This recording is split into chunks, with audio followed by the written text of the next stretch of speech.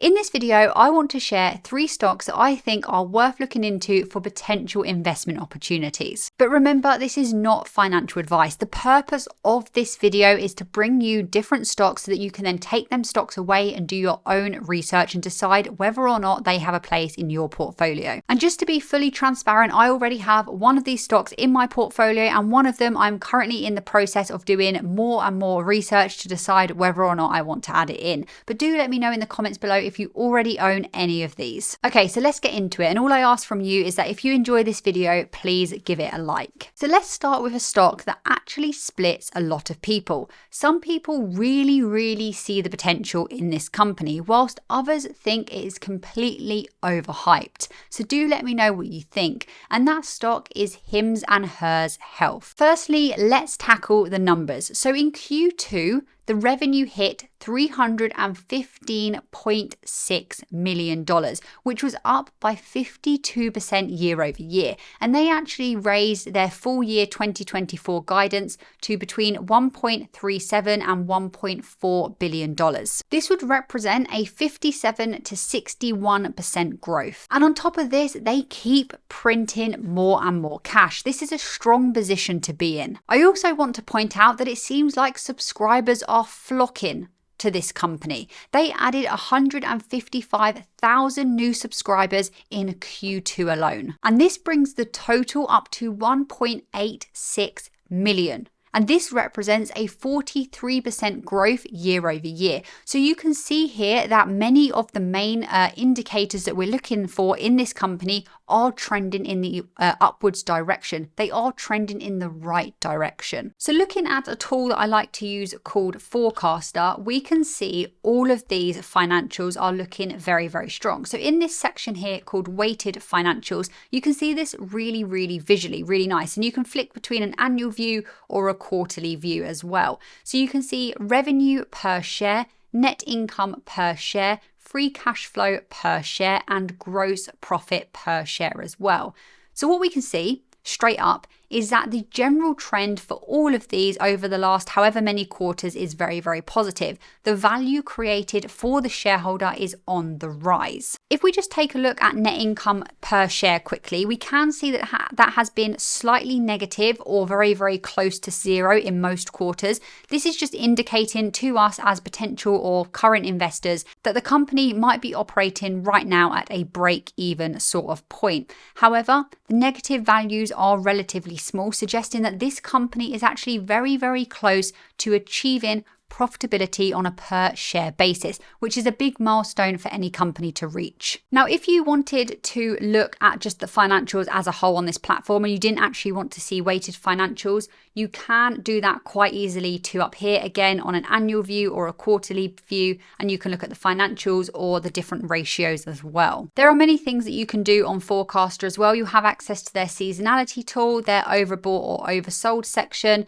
They have many other things, different rankings, all sorts that you can get involved with. And if you do want to try this out, you can for no charge at all for 7 days, free of charge trial. And if you like it after that point, you can get 10% off using my code Haley10 at checkout. To do any of that, use my link in the description below. Something that has been getting this company a lot of attention recently is their GLP-1 weight loss drugs. And this is a part of their offerings. We're not going to lie about it, we're not going to hide it. They are now offering these weight loss drugs. However, despite what a lot of people might actually think, this offering that they have only actually contributed about $15 million out of their total revenue in Q2. So clearly this company is not so reliant on just one offering that they have, even though, I've read a lot of articles that says that they are. One thing that I like about Hims is that they are playing in multiple big markets that have a lot of room for them to grow within. We're talking dermatology, we're talking weight loss management now, we're talking mental health. There are, many things that they are getting stuck into. And we are talking about over 100 million potential customers in the US alone for just weight loss alone. Now, personally, I have my own opinions on weight loss drugs and weight loss injections, and I don't think that they should be given out so willingly and so readily. But anyway, from an investor point of view, it is a big, big market, whether I personally like it or not. And there's a lot of money to be made there. The demand for personalized healthcare and solutions is increasing. It's going to keep increasing.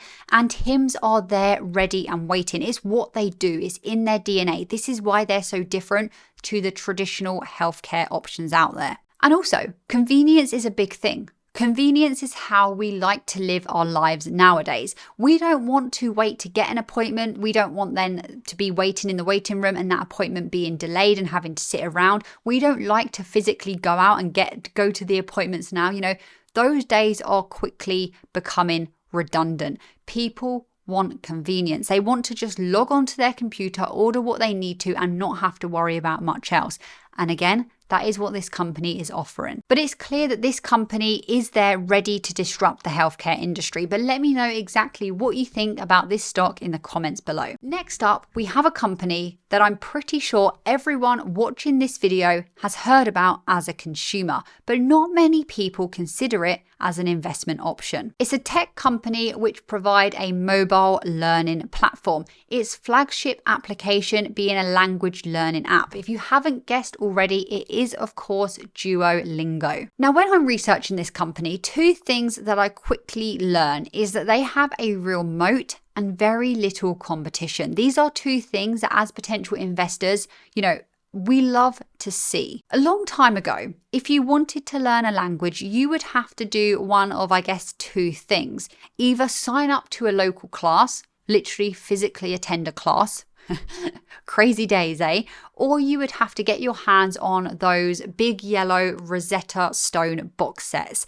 And they took up a lot of space and they were very expensive. And obviously going out physically to a class, people don't like the social aspect of that maybe, and it's a little bit inconvenient. But now Duolingo exists, and this is highly, highly convenient, and it's absolutely free. I don't think most people realize that. It is free to use unless you as a consumer decide to upgrade to their super version. This super version has different benefits, like it's ad-free and stuff like that, but you don't have to. You can be just a free member that still can learn any language at your fingertips. And you can see many people absolutely love this, and this is completely evidenced in their numbers. So in Q2 that they recently reported on, they achieved a significant milestone.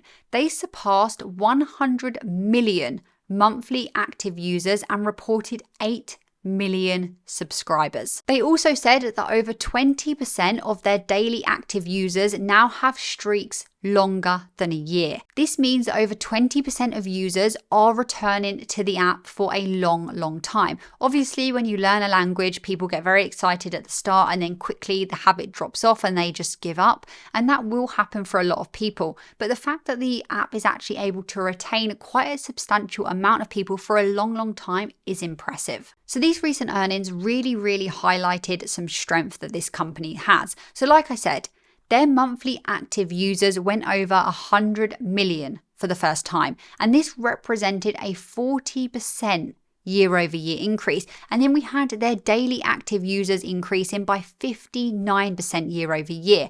And then their paying subscribers, the paying portion of their customer base, actually reached 8 million, which was a 52% increase year-over-year. So the financials are looking great. Revenue growth is very strong, profitability is continuing to improve, and their free cash flow generation is impressive. So looking again at Forecaster here, you can see that even at times when the stock price has actually decreased, both sales and net income for Duolingo has continued to increase and continues to do so. This is very strong because at some point we would expect the intrinsic value of the company and the stock price to match up. This doesn't always happen over the short term, but long term we hope to see it. Another thing actually from the recent earnings is that the CEO has said that he expects the daily active users to continue to grow at about a 50% year-over-year growth rate for the foreseeable future.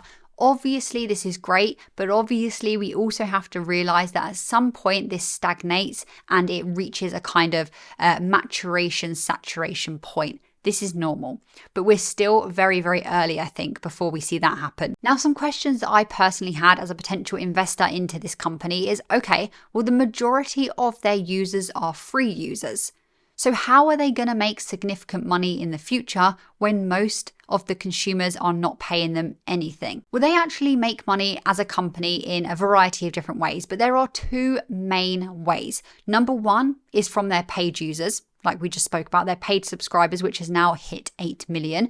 But also from advertisements. So if you're not a paid user, you make money for Duolingo by using their app and there being ads on the platform. If you are a paid member, then you pay not to have ads and you pay for some other benefits.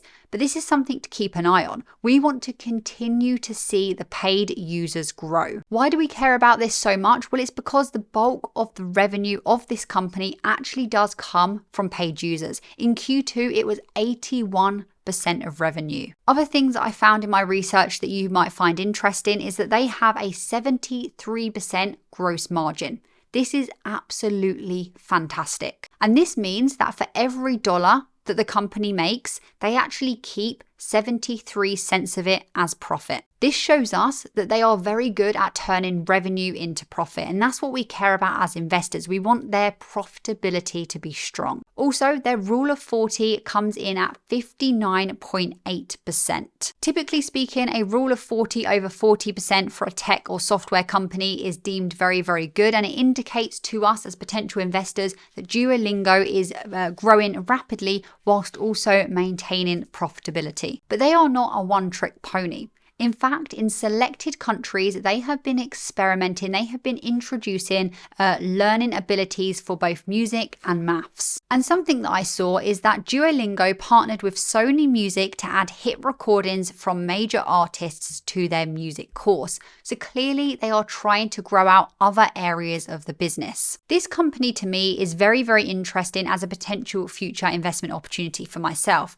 Because from what I could see, pretty much anyone that wants to pick up a new language, wants to learn a new language, does turn to Duolingo at least some point in their journey. It's a very, very dominant player.